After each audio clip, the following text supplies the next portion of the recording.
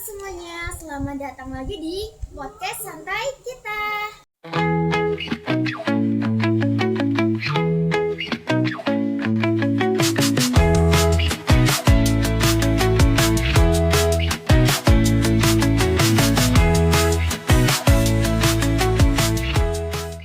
Jadi hari ini kita bakal ngobrol-ngobrol, ketawa-ketawa, tapi tetap kita bakal belajar tentang sesuatu. Bersama dengan aku Ella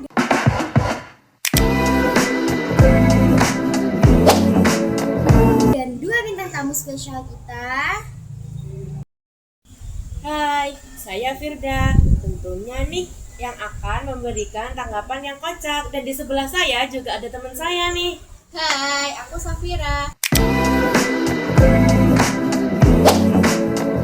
Semoga kalian semua dalam keadaan mood yang bagus, karena kita bakal bahas topik yang bikin jantung dakdikduk.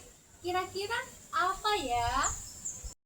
Ada yang tahu nggak topik kita hari ini apa? Apa ya topiknya? Ada yang tahu mungkin? Yaps, bener banget. Hari ini kita bakal belajar tentang public speaking. Tapi kita bahas versi chillnya aja ya, bukan yang serius banget, yang tegang banget. Tapi kita bakal bahas versi chillnya, tanpa tegang kayak lagi ngadepin sidang skripsi. Nah, benar. Jadi yang biasanya tuh kita ngerasa kayak deg-degan ataupun mules atau mau kabur, sini kita peluk dulu. Yuk sini kita peluk.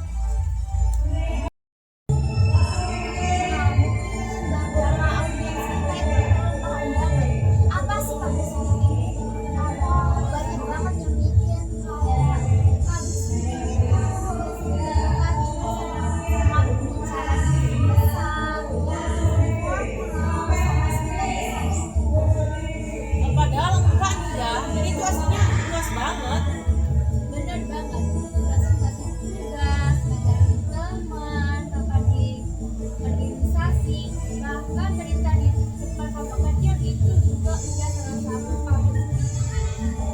Dan tentunya dulu aku mikir kalau public speaking harus berpakaian rapi, pakai jas, jadi harus rapi, terus harus rapi, ya kan, sambil menampilkan konsep kami.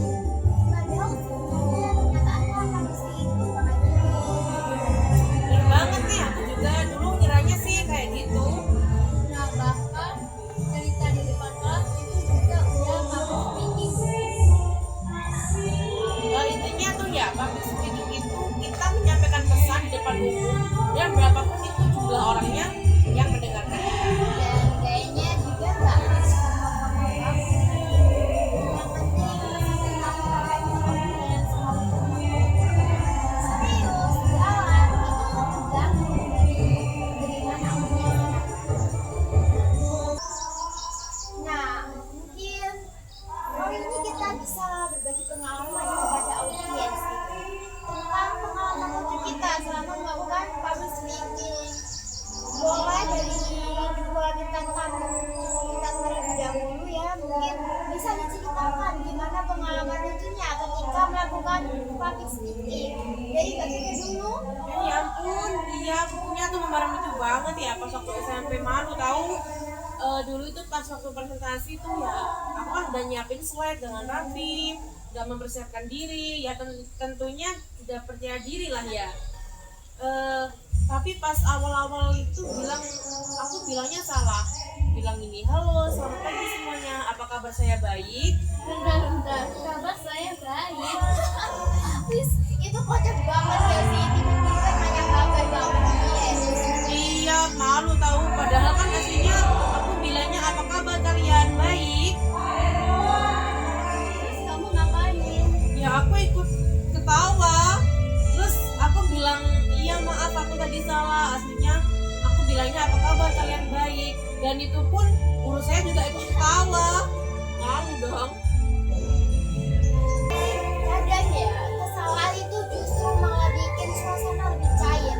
Jadi kita yang awalnya grogi itu bisa nggak grogi karena ketawa lagi. Mungkin kalau Mbak Safira ada pengalaman lucu apa sih ketika berpublic speaking? Kalau aku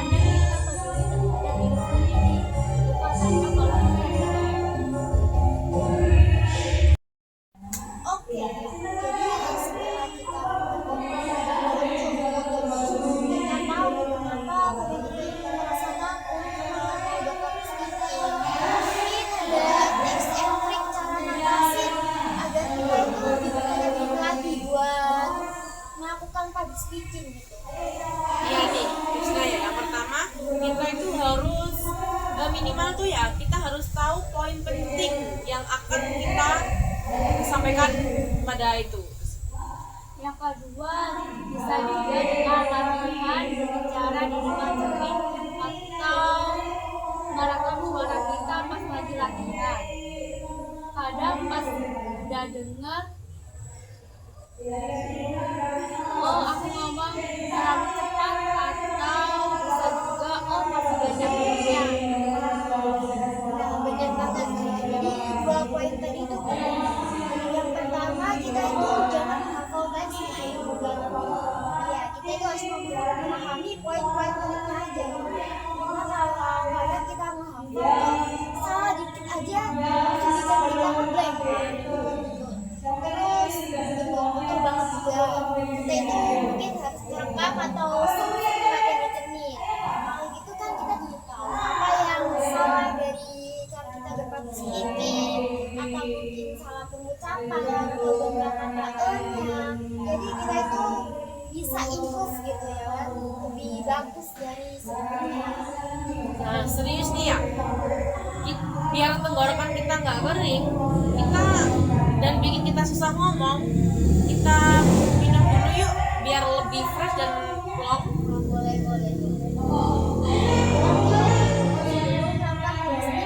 Ya. Senyum juga bikin bisa audiens merasa aman.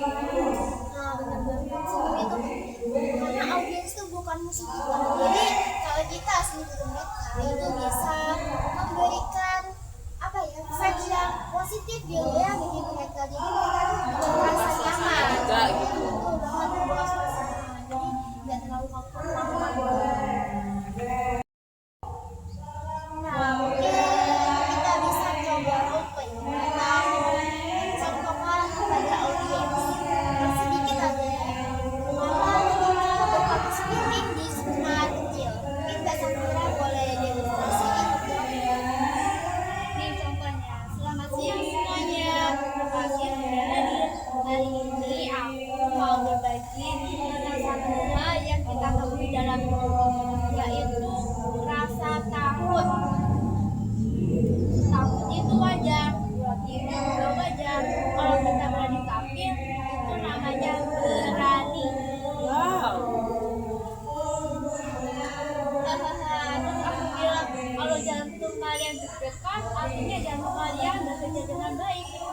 Bayangkan jika tidak deg-degan, sekali akan tidak bahaya. Makasih ya sudah didemonstrasikan dengan baik. Aku suka banget. Tadi di akhir juga dikasih jokes sedikit ya. Jadi suasana itu langsung cair gitu dengan jokesnya. Ya kan ya, kasih senyum kecil, terus kita ketawa kecil, itu bisa merubah suasana jadi lebih senang dan lebih terbuka gitulah. Nah, ini ada pertanyaan dari audiens kita nih. Sama aku ingin banget kalau kakak solusinya gimana? Ini pertanyaan dari kamu. Oh, ya. Mungkin pegang motor aja, Oh, aku sih sering modal mandir ya kayak segini gitu. Karena modal mandir itu ekonomi kita itu akan berkurang. Jadi grogi kita itu juga ikutan berkurang. Terus juga nih ya, kita dalam kayak suruh kayak gitu, di lava, terus ditahan, lalu dikeluarkan, itu mungkin juga bisa buat nenangin diri sih. Lanjut ya, ke pertanyaan kedua dari Kak Fitri. Kalau suara getar, malu nggak Kak biasanya ketika berpartisipasi? Enggak dong, banyak pembicara yang suaranya awal juga tremor loh. Kadang sampai aku ketika mau menyampaikan suatu materi ya, kalau audiens itu bilang maaf ya kalau suara saya bergetar, mungkin ini efek dari kopi gitu. benar banget. Oke, mungkin kita bisa lanjut ya ke next dulu. Pertanyaan dari tadi, gimana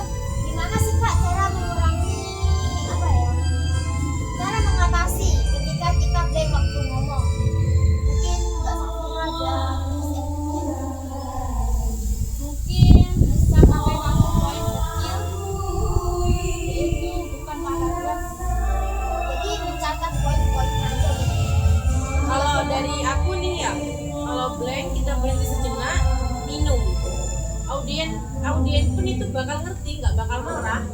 Pertanyaan terakhir Kak, dari Kak Dino. Dia tanya, kalau audiens game itu tandanya apakah penampilan atau materi yang memberikan jelek? Belum tentu sih, kadang mereka fokus. Mungkin bisa juga diajak interaksi. Yang setuju disangka tangan. Atau menurut kalian ini gimana, itu gimana?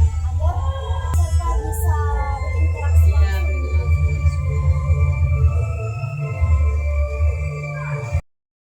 Wah, nggak kerasa banget ya. Kita itu udah banyak banget ngobrol, banyak banget sharing selama beberapa menit ini. Mulai dari cerita malu, tips, dan roleplay. Semoga kalian lebih santuy kalau ngomong di depan umum.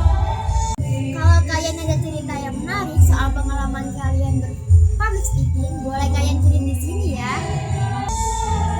Terima kasih semuanya yang sudah mendengerin podcast kita hari ini. Sampai bertemu di